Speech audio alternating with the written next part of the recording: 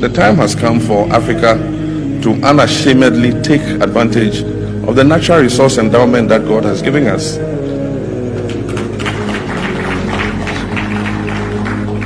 In the colonial era, we had colonial masters, we had no say, and so they mined the gold, they took it away, they developed the palm plantations, took the palm oil away, they took the diamonds away, took everything away. And when we gained independence, Nkrumah warned us and said colonialism might have been defeated, but we're entering the era of neo-colonialism. They don't need to bring a governor to sit here, but they still would, from wherever the colonial headquarters is at, control your resources and be able to still derive the benefits as if they had colonized you. And that exactly is happening. Post-colonialism, we didn't have technology, we didn't have capital, we didn't have the human resource. And so foreign companies come and take huge concessions and they sign it off for a pittance. And they run those, concessions to the benefit of the colonial metropolis. Today, I think that in Africa we've developed the core of human resource that is capable of also taking advantage of some of these resources. We've developed the technology, we have the technology to be able to do whatever any of these big conglomerates are doing.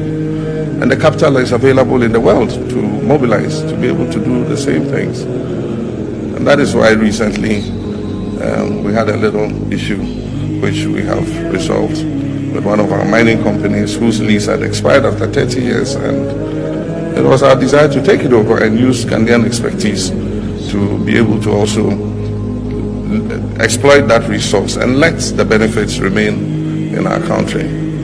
How can you have a country and your currency is being printed outside? You say you are a sovereign nation. No, the church must speak. Look at what that young man has done. He's in his 30s. The man they are calling a dictator, look at the development he has brought to that country. He has built 2 gold refinery before they carry all the gold out. He's providing employment. He's building factories, building roads, apartments, buildings, developing the nation. But you say what? He's a dictator. How? In 2.5 years, what that guy has done, you can't deceive us again. They take hold of your media and they paint Africa black. They paint us black. They say we are not. What Africa needs is not politicians. We need real leaders who care for the nation. And unfortunately, they are able to confuse us because there are some greedy folks, little ones. They look for them and they give them money and they ask them to bring confusion. And that's what is happening. Our borders confusion all so they can exploit us. But the time has come and the church must awake and pray against some of these things and speak also. We should be able to speak truth to power. This is a truth. This is truth that is bitter in their mouth, and we need to speak it. Those big denominations, they should speak.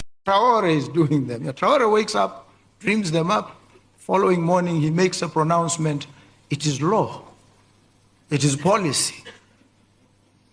Action follows. And I wake up and I say stuff. They look at me and say, "What is this? What is this man talking about?" We need to take it through this stage and that stage and put it to tender, float the tender. It takes 2 years. Then we evaluate, then there are complaints, and there's an interdict. We wait another 4 years. By that time, you have to go and account to the people, and they remove you. Those who came before me did not fail because they didn't have ideas. They did. Maybe even better ideas. They just didn't implement them. Why? Because perhaps they failed to appreciate that the structures that are in place are not properly suited to the attainment of quick action. So you need to subvert some of these rules and processes unapologetically. And I will do it. Who is against investment in reconstruction in West Africa? France. Who allegedly has been supporting terror groups in West Africa when the United States called for investigation into Boko Haram? It was revealed in the Nigerian newspapers that the French has been supporting Boko Haram in Nigeria. The French create terrorist groups, and then goes into African countries to say they are fighting terrorism in Africa. This kind of duplicity by France and fomenting terror and destruction has been challenged by the peoples of West Africa. In every country in West Africa, they're calling for the ending of French economic, financial, and military domination. In the history of the world, there have been wars. And during the Second World War, people organized themselves to defend all over the place.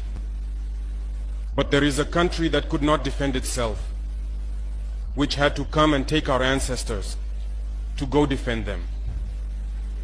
And today that same country wants to give us lessons.